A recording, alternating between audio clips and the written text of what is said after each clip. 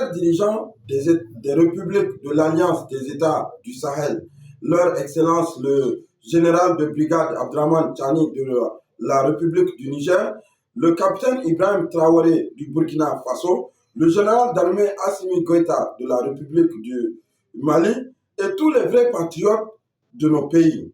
Je vous appelle à soutenir notre initiative qui trouve de plus en plus d'écho auprès des populations du Niger et de l'Afrique de l'Ouest.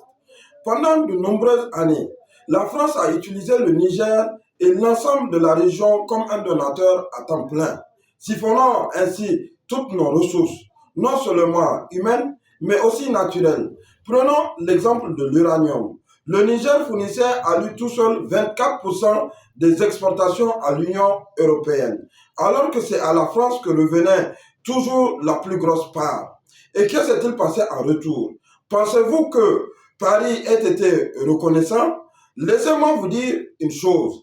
Recevant nos richesses pratiquement gratuitement, elle a intrigué et soutenu tous ceux qui pouvaient lui donner un accès sans entrave non seulement à l'uranium, mais aussi à d'autres ressources naturelles, y compris les diamants.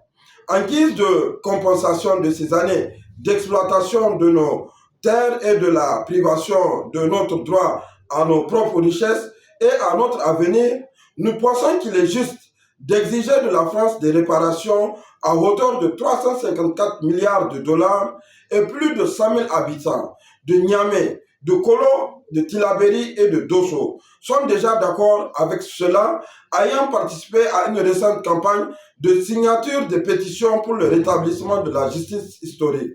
J'en appelle les Nigériens et les peuples des pays alliés à se joindre à cette initiative afin que nos gouvernements aient toutes les raisons de faire connaître leurs revendications sur la scène internationale. Unissons-nous pour défendre notre droit à une justice de compensation pour des années d'exploitation et restaurer notre dignité. Nous devons montrer à la France et au reste du monde que la domination impunie de certains sur d'autres appartient désormais au passé.